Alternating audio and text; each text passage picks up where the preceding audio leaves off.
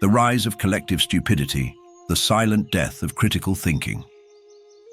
Modern man wakes up every day surrounded by information, but rarely by thought. He consumes headlines, ready-made opinions, short phrases, quick videos, emotionally charged speeches, and confuses this with intelligence. He doesn't confuse it out of sheer ignorance. He confuses it because he has never been trained to perceive the difference. Collective stupidity didn't arrive as a frontal attack. It entered as constant noise, discreet, repetitive, comfortable, and above all, socially accepted. The first mistake of modern man is believing that stupidity has always been something grotesque, obvious, caricatured. He imagines the stupid person as someone clearly incapable. But the new stupidity doesn't present itself that way. It speaks well. It uses data out of context. It repeats keywords. It relies on external authority. It doesn't think. It echoes. And the more it echoes, the more secure it feels, because now it's not alone, it's the majority. Critical thinking didn't die from direct censorship. It died from substitution. It was replaced by quick reactions, outsourced opinions, and automatic alignment. Man no longer analyzes. He reacts. He doesn't investigate. He chooses sides. He doesn't sustain silence to think. He fills the void with the first available answer. This behavior is not neutral. It is trained, reinforced, socially rewarded. The diagnosis is simple and brutal. Most men don't think. They only respond to stimuli. This isn't a lack of IQ. It's an absence of internal control. Thinking requires mental friction. It requires discomfort. It requires sustaining doubt without resorting to ready-made answers. Modern man has been conditioned to avoid this friction. He seeks immediate cognitive relief, and this relief comes in the form of borrowed certainties. The modern flaw here is not ignorance. It's the outsourcing of judgment. Man no longer decides what is true after analysis. He decides after verifying who agrees with it. Social validation has replaced logical criteria. The group has become the compass. And when the group is stupid, the individual sinks along with it, believing he is safe. The principle of control is implicit, but non-negotiable. Whoever does not control their own thinking will be controlled by the thinking of others. There is no such thing as mental neutrality. Either you control the thinking process, or someone else will do it for you. Collective stupidity thrives precisely where this control is abandoned. In modern life, this manifests itself in work, politics, relationships, and financial decisions. Men repeat discourses they don't understand. They defend positions they haven't analyzed. They attack ideas they've never studied. And the most serious thing, they're proud of it. Because collective stupidity offers belonging without effort. Thinking requires temporary solitude. Repetition requires only adherence. The reinforcement of identity here is harsh but necessary. A man who doesn't think doesn't lead. He doesn't protect. He doesn't build. He is led. History has never been shaped by reactive masses, but by individuals capable of sustaining independent thought under social pressure. Closing doesn't call for applause. It calls for silence. Because as long as man doesn't realize his mind has been occupied, he will continue to call noise truth and obedience his own opinion. Critical thinking demands something the modern world has declared war on: tolerance for mental discomfort. Real thinking isn't pleasant. It's not quick. It doesn't generate immediate dopamine. It requires time, internal confrontation, a review of beliefs, and acceptance of one's own ignorance. And that's precisely why it has been abandoned. Modern man hasn't lost the ability to think. He's lost the disposition. He's been conditioned to seek constant fluidity, instant answers, continuous entertainment. His mind has been trained like a muscle that only performs light movements. When the need for real effort arises, deep analysis, dense reading, lengthy reasoning, he feels fatigue. He interprets this fatigue as a sign that something is wrong, and he retreats. This is the critical point of psychological diagnosis. Collective stupidity is not an intellectual deficit, it's a behavioral adaptation. The environment rewards speed, not precision, emotion, not structure, positioning, not understanding. Man learns quickly. Those who overthink are slow. Those who question are problematic. Those who remain silent to analyze lose their social timing. The modern flaw lies in the fear of being isolated. Critical thinking almost always sets the individual apart from the herd. It allows them to see inconsistencies that others ignore. They ask unsettling questions. They reject easy conclusions. This generates social friction. And modern man, trained to constantly seek approval, avoids this friction as he avoids physical pain. The guiding principle here is simple. Mental pain is the price of lucidity. There is no clarity without friction.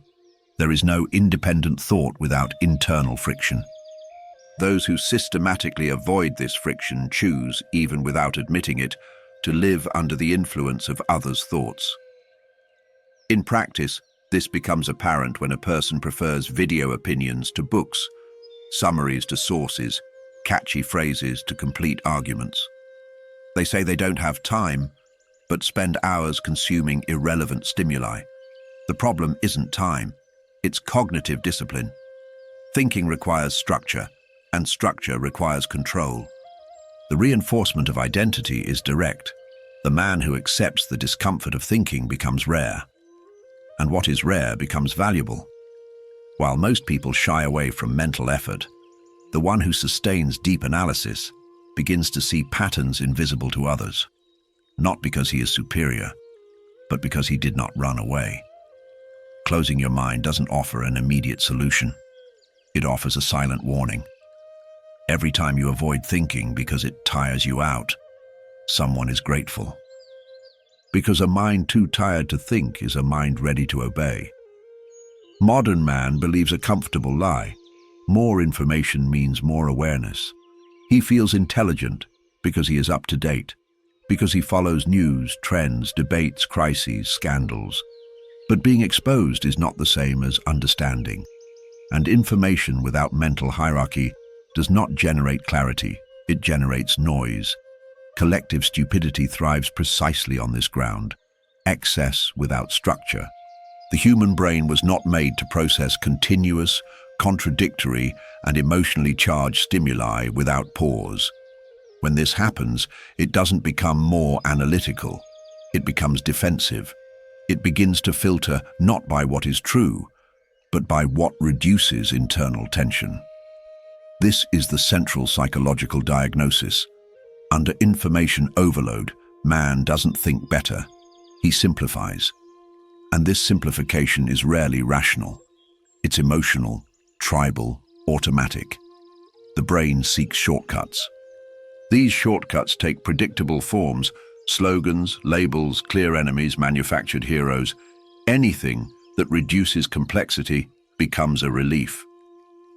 The modern failure is not access to information. It's the absence of cognitive hierarchy. Humans don't distinguish between what is essential and what is peripheral. They don't separate fact from interpretation. They don't recognize emotional manipulation. They consume everything at the same level. The result: constant confusion masked as strong opinion. This state is functional for systems that don't want thinking individuals, but predictable masses. A confused man reacts more than he decides. He gets indignant quickly, forgets quickly, changes his position quickly. He doesn't sustain a line of thought. He doesn't maintain coherence over time. This is no accident. It's a direct consequence of a mind without control. The underlying principle here is brutal. Without an internal filter, all information becomes order. The man who does not consciously decide what enters his mind becomes a repository of other people's ideas. He does not choose what to think. He merely hosts thoughts that arrive louder, faster, more repeatedly. In practical life, this manifests itself in the inability to sustain a deep conversation, to read something long without getting distracted, to construct one's own arguments. The person becomes excellent at repeating, terrible at elaborating. They react with conviction, but cannot explain the origin of that conviction. And when pressured, they resort to aggression or defensive silence. The reinforcement of identity here is clear. The man who governs his mind chooses strategic informational scarcity. He doesn't consume everything. He selects. He slows down. He investigates before accepting. This makes him less up-to-date, but infinitely more lucid. Closure brings no relief. It brings a warning. When everything seems important, nothing is understood. And a mind that does not understand becomes malleable dough, even while believing itself to be well-informed. One of the clearest signs of the death of critical thinking is the modern inability to sustain an unpopular position. Modern man changes his mind, not because he has learned something new, but because the environment has changed. He adjusts his discourse like he adjusts his clothes, so as not to sound out of place. This is not intellectual flexibility. It is a lack of focus. Critical thinking requires something rare: cognitive courage. The willingness to stand by a conclusion even under social pressure, not out of stubbornness but out of internal consistency. Modern man confuses this consistency with rigidity. He has been taught that disagreeing is dangerous, that questioning is offensive, that not aligning is a sign of moral failure. The psychological diagnosis is straightforward. The fear of social exclusion outweighs the commitment to truth. And when that happens, thought ceases to be a guiding tool and becomes a defense mechanism. A person only thinks up to the point where they don't lose acceptance. From that point on, they give in. The modern flaw is treating opinion as social identity, not as a logical conclusion. When an idea becomes a symbol of belonging, abandoning it becomes betrayal. Questioning it becomes a threat. Critical thinking dies at that moment, because thinking becomes too costly for most to pay. The principle of command here is simple and ancient. Whoever cannot maintain their position cannot maintain leadership. A man who changes with the environment is not adaptable. He is malleable. And everything that is too malleable loses its own form. In practice, this translates into men who say what they expect to be accepted, not what they consider true, who avoid difficult topics, who use ambiguity to avoid commitment, who prefer irony to clear statements. This creates a society full of voices, but empty of conviction. The reinforcement of identity is straightforward. The man who thinks independently accepts the cost of temporary solitude. He knows that clarity is rarely popular at first, but he also knows that, in the long run, only those who hold their ground build something solid: reputation, leadership, respect. The closure doesn't end it. It creates tension. Collective stupidity doesn't need total censorship. It only needs men to abandon their own conclusions at the first sign of pressure. And that's happening every day, in silence. The most comfortable mistake modern man makes is blaming external forces for the death of critical thinking. Media, politics, algorithms, institutions, culture, all of these influence it, yes. But none of this works if man doesn't collaborate internally. Collective stupidity isn't imposed only from the outside in. It's accepted from the inside out. The decisive blow comes when a man begins to justify his own mental laziness. When he says that it's not worth thinking, that everything is manipulated anyway, that nobody knows the truth. This cynicism is not lucidity, it is surrender. It is the final excuse to abandon the effort of discernment. The psychological diagnosis here is precise. The man trades cognitive responsibility for elegant apathy. He calls himself skeptical, but doesn't investigate. He calls himself critical, but doesn't delve deeper. He calls himself aware, but doesn't act based on analysis. He uses the discourse of the world's complexity to justify his own mental inertia. This is the most dangerous modern flaw, confusing giving up with intelligence. People think that by rejecting everything as manipulation, they are above the game. In reality, they have left the game. And whoever leaves the game leaves the field open for those who want to control the board. The principle of implicit command is non-negotiable. To abdicate thinking is to abdicate sovereignty. There is no vacuum of command. When a man does not govern his mind, it will be governed by habits, impulses, repeated narratives, and invisible pressures. A mind without an owner becomes occupied territory. In practical life, this manifests itself in men who do not make firm decisions, do not build long-term visions, and do not defend clear criteria. Everything is relative. Everything is it depends. Everything is fluid. And this constant fluidity destroys any possibility of consistent direction. The reinforcement of identity is direct. The man who maintains active critical thinking accepts the responsibility of making mistakes, revising, and correcting them. He doesn't outsource his lucidity. He doesn't hide behind cynicism. He prefers the weight of decision to the ease of inaction. The closure is silent and uncomfortable. It is not the world that killed critical thinking. It was man who gave up on sustaining it when he realized that thinking requires more than complaining. The final stage of collective stupidity is not chaos, it is normalization. When men stop thinking, they don't immediately become irrational. They become functional, executors, consumers, repeaters, efficient cogs in systems that think for them. This is the coldest point of the diagnosis. A society of men who don't think may seem stable, productive, organized, but it is devoid of real autonomy. Strategic decisions are made by a few. The majority merely react, adapt, comply, comment, without ever interfering in the direction.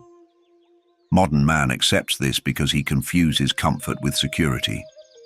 As long as his immediate needs are met, he doesn't perceive the gradual loss of mental sovereignty. He still speaks, still chooses, still opines. But these choices come pre-molded. The menu is limited. The illusion of freedom remains intact. The guiding principle here is definitive. Thinking is what separates the individual from the function. Without critical thinking, he is neither a leader, nor a creator, nor a strategist. He is an operator, and operators are replaceable, always.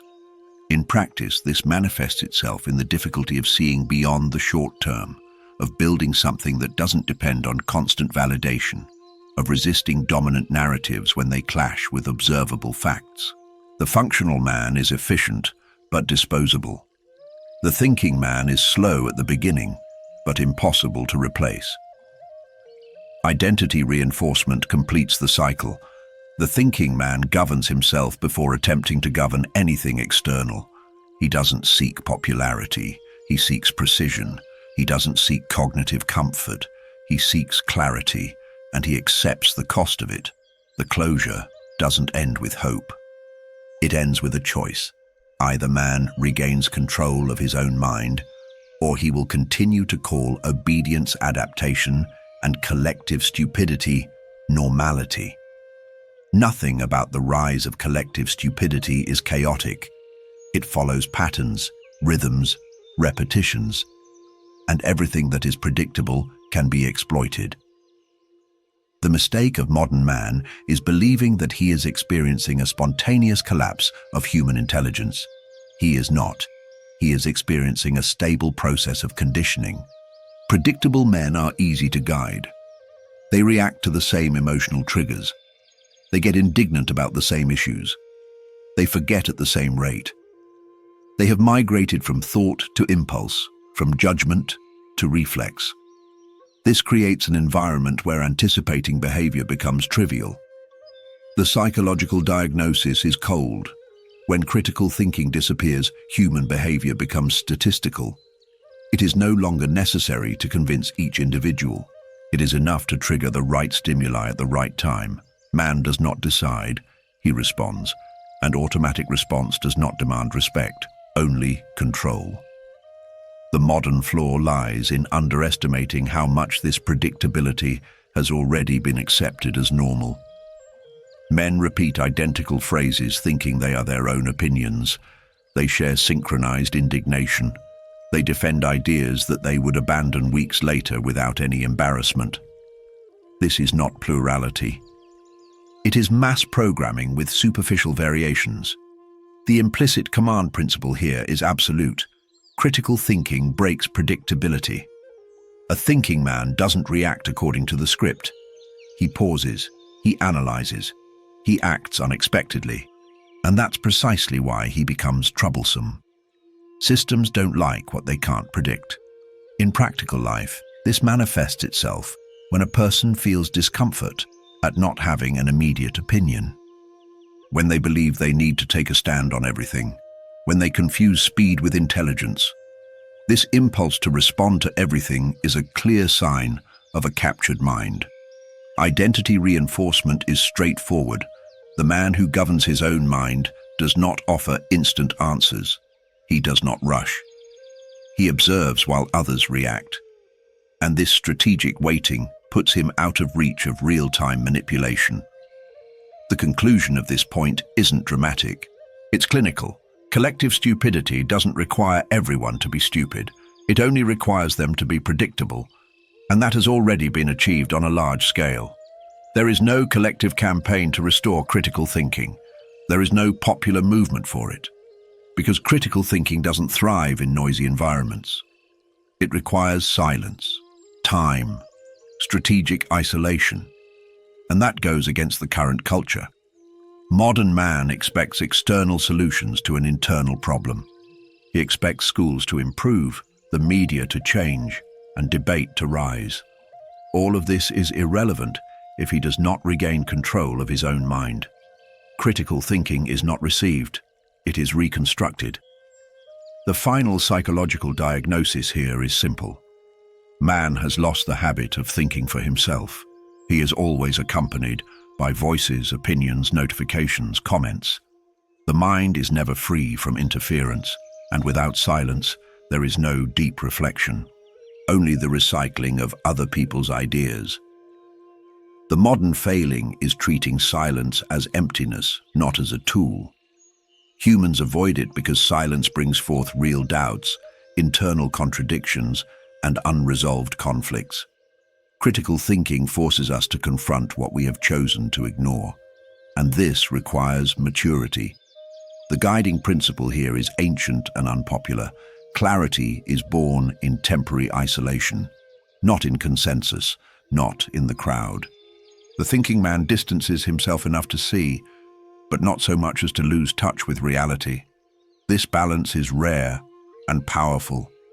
In practice, this means reducing consumption, extending analysis, writing to organize thoughts, reading without haste, and sustaining questions without answering immediately. None of this is glamorous. None of this generates instant validation. But all of this rebuilds mental sovereignty. Strengthening identity prepares the groundwork. The man who recovers critical thinking doesn't try to save the masses. He doesn't evangelize. He doesn't debate to win. He builds inner clarity and acts based on it. And this clarity, when consistent, asserts itself quietly. The closure remains open, tense, incomplete. Critical thinking has not died completely.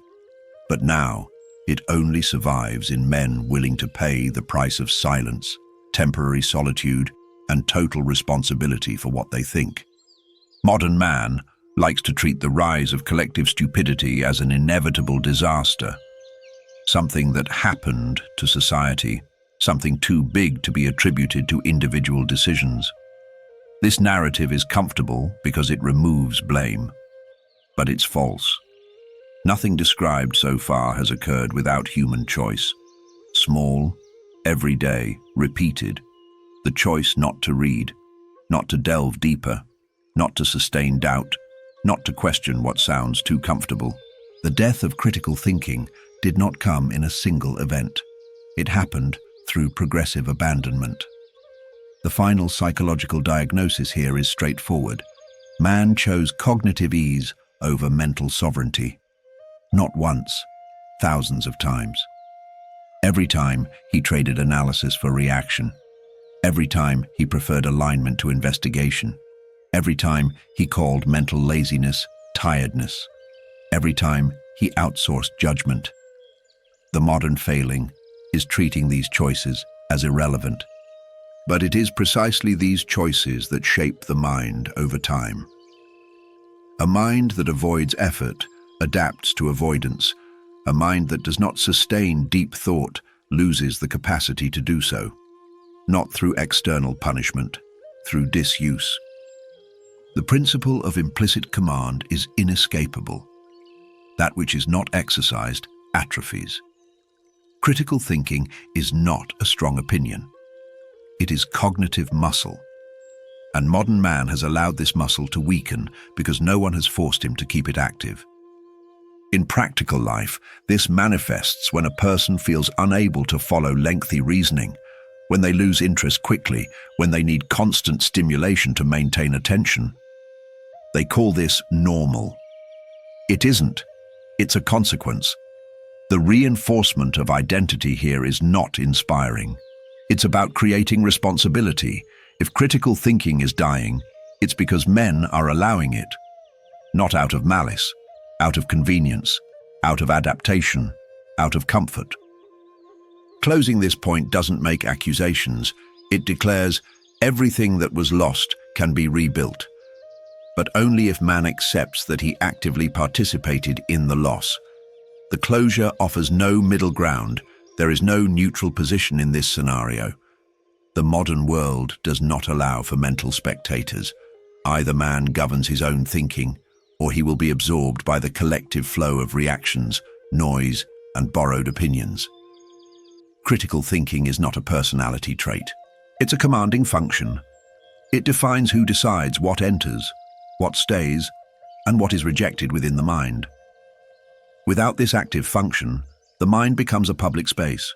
Any narrative enters. Any emotion takes control. Any pressure sets the direction.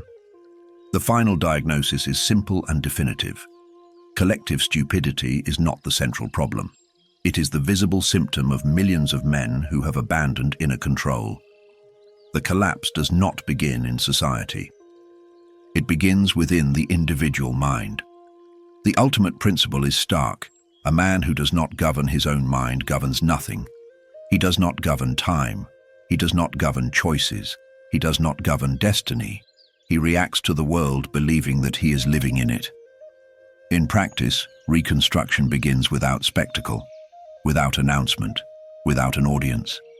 It begins with strategic silence, with noise reduction, with slow reading, with written thought, with sustained questions without immediate answers, with the refusal to opine on everything, with the conscious decision not to be predictable. Identity reinforcement completes the arc. The thinking man doesn't need to convince. He doesn't need to shout. He doesn't need to belong to the majority. He acts with clarity, speaks with precision, and accepts the cost of it. This man will always be a minority, and always has been. The final ruling does not call for collective action. It calls for individual decision. Either you regain control of your mind, or will you continue to call collective stupidity normal? If your mind controls you, this channel is not for you. If you want control, stay in charge. Write in the comments. Command. Don't explain. Don't justify it. Anyone who needs to explain themselves has already lost control of their mind. Don't subscribe if you only consume content. Subscribe just if you are rebuilding internal command. This channel does not educate the masses. He separates men who think of men who simply repeat themselves.